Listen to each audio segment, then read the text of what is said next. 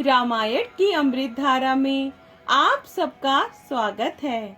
सभी सुनने वाले सज्जनों को जय सिया राम जी। रामायण के पिछले भाग में आपने वहां तक सुना था जब सीता जी प्रेम विनती सुनकर गंगा जी निर्मल हो गईं। अब इसके आगे से अयोध्या कांड भाग 17।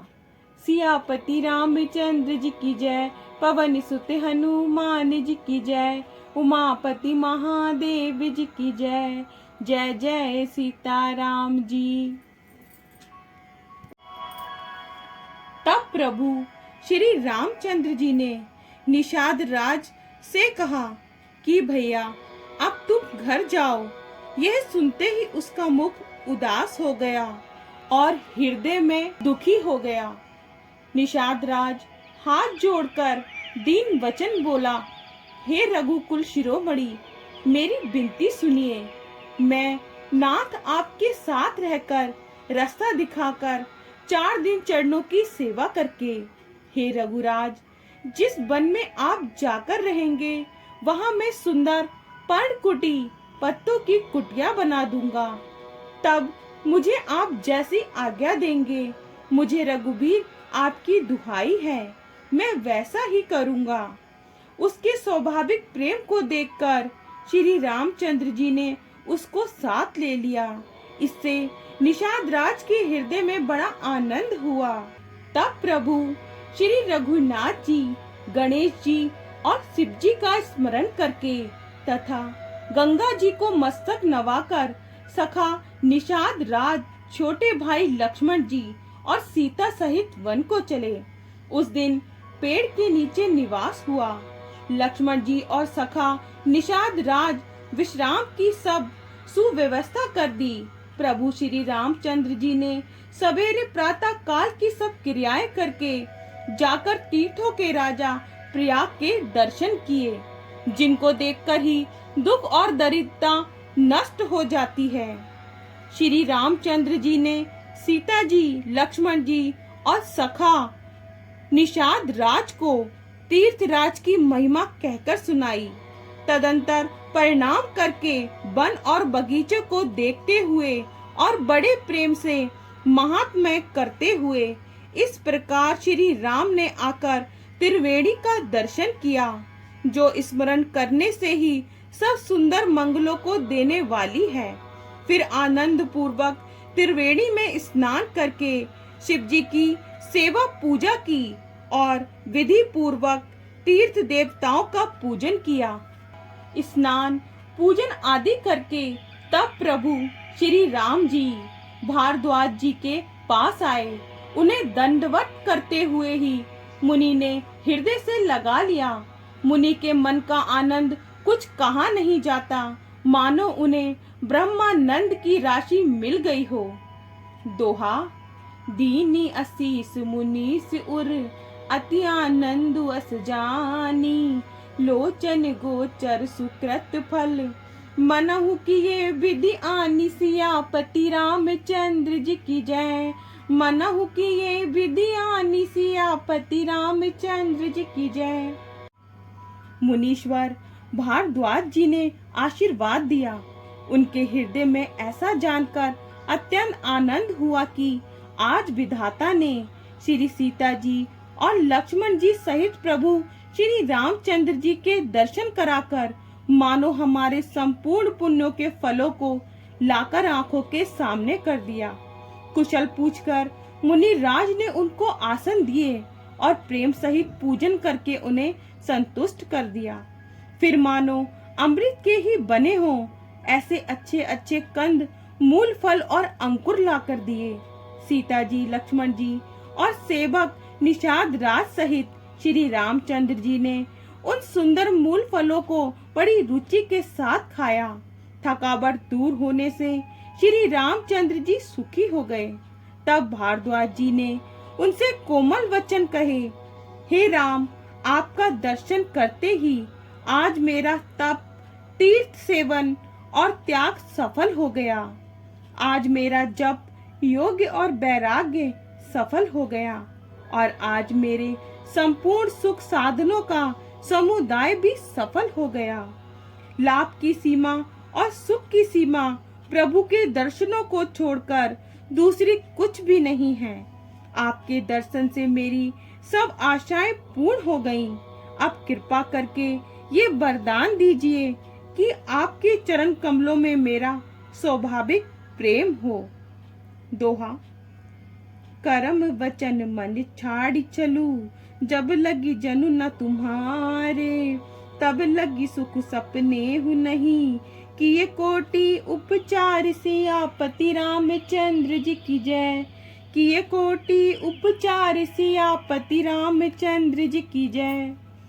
जब तक कर्म वचन और मन से छल छोड़कर मनुष्य आपका दास नहीं हो जाता, तब तक करोड़ों उपाय करने से भी स्वप्न में भी वह सुख नहीं पाता। मुनि के वचन सुनकर उनकी भाव भक्ति के कारण आनंद से तृप्त हुए भगवान श्री रामचंद्र जी लीला की दृष्टि से सकुचा गए। तब अपने ऐश्वर्य को छिपाते हुए श्री रामचंद्र जी ने भारद्वाज मुनि का सुंदर सुयश करोड़ों अनेकों प्रकार से कहकर सबको सुनाया।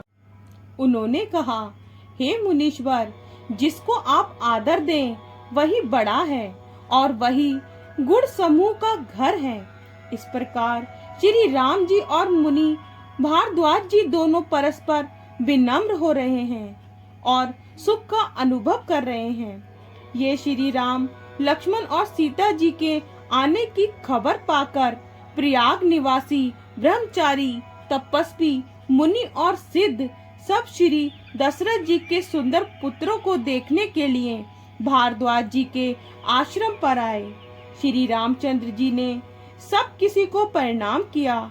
नेत्रों का लाभ पाकर सब आनंदित हो गए और परम सुख पाकर आशीर्वाद देने लगे। श्री रामचंद्र जी के सौंदर्य की सराहना करते हुए वे लौटे। दोहा। राम कीन विश्राम निसी, प्रात प्रयाग नहाए, चले सहित सिय लखन जने, मुदित मुनि सिरुनाई, सियापति रामचंद्र जी की जय। मुदित मुनि सिरुनाई, सियापति रामचंद्र जी की जय। श्री राम जी ने रात को वहीं विश्राम किया और प्रातःकाल प्रयागराज का स्नान करके और प्रसन्नता के साथ मुनि को सिर निवाकर श्री सीता जी, लक्ष्मण जी और सेवक निषाद राज के साथ वे चले। चलते समय बड़े प्रेम से श्री राम जी ने मुनि से कहा, हे नाथ, बताइए हम किस मार्ग से जाएं? मुनि मन में हंसकर श्री राम जी से कहते हैं कि आपके लिए सभी मार्ग सुगम हैं। फिर उनके साथ के लिए मुनि ने शिष्यों को बुलाया। साथ जाने की बात सुनते ही चित्त में हर्षित होकर कोई 50 शिष्य आ गए। सभी का श्री राम जी पर अपार प्रेम है। सभी कहते हैं कि मार्ग हमारा देखा हुआ है। तब मुनि ने चुनकर 4 ब्रह्मचारियों को साथ कर दिया, जिन्होंने बहुत जन्मों तक सब सुकृत पुण्य किए थे। श्री रघुनाथ जी प्रणाम कर और ऋषि की आज्ञा पाकर हृदय में बड़े ही आनंदित होकर चले। जब वे किसी गांव के पास होकर निकलते हैं, तब स्त्री पुरुष दौड़कर उनके रूप को देखने लगते हैं। जन्म का फल पाकर वे सदा के अनाथ सनाथ हो जाते हैं और मन को नाथ के साथ भेजकर शरीर से साथ न रहने के कारण दुखी होकर लौट आते हैं। तदंतर श्री रामचंद्र जी ने विनती करके 4 ब्रह्मचारियों को विदा किया। वे मनचाही वस्तुएं पाकर लौटे। यमुना जी के पार उतरकर सबने यमुना जी के जल में स्नान किया, जो श्री रामचंद्र जी के शरीर के समान ही श्याम रंग का था। यमुना जी के किनारे पर रहने वाले स्त्री पुरुष ये सुनकर कि निषाद के साथ 2 परम सुंदर सुकुमार नवयुवक और परम सुंदरी स्त्री आ रही है, सब अपना अपना काम भूलकर दौड़े और लक्ष्मण जी, श्री राम जी और सीता जी का सौंदर्य देखकर अपने भाग की बढ़ाई करने लगे। उनके मन में परिचय जानने की बहुत सी लालसाएं भरी हैं, पर वे नाम गांव पूछते सकुचाते हैं। उन लोगों में जो वयोवृद्ध और चतुर थे, उन्होंने युक्ति से श्री रामचंद्र जी को पहचान लिया। उन्होंने सब कथा सब लोगों को सुनाई कि पिता की आज्ञा पाकर ये वन को चले हैं।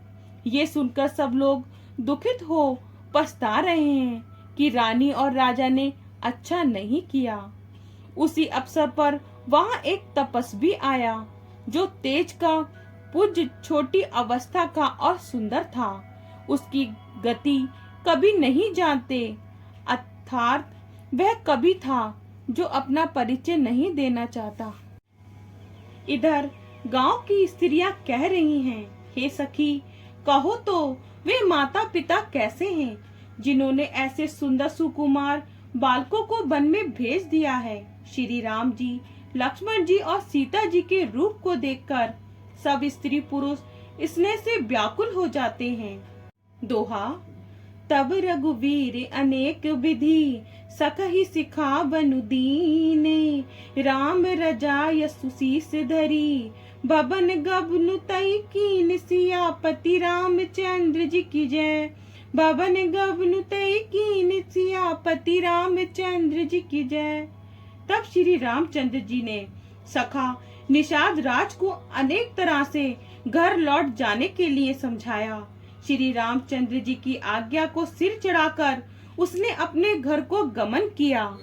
आगे का भाग कल। जय सिया राम जी। अगर आपको पसंद आए तो लाइक शेयर कमेंट्स कीजिए और हमारे चैनल को सब्सक्राइब कीजिए।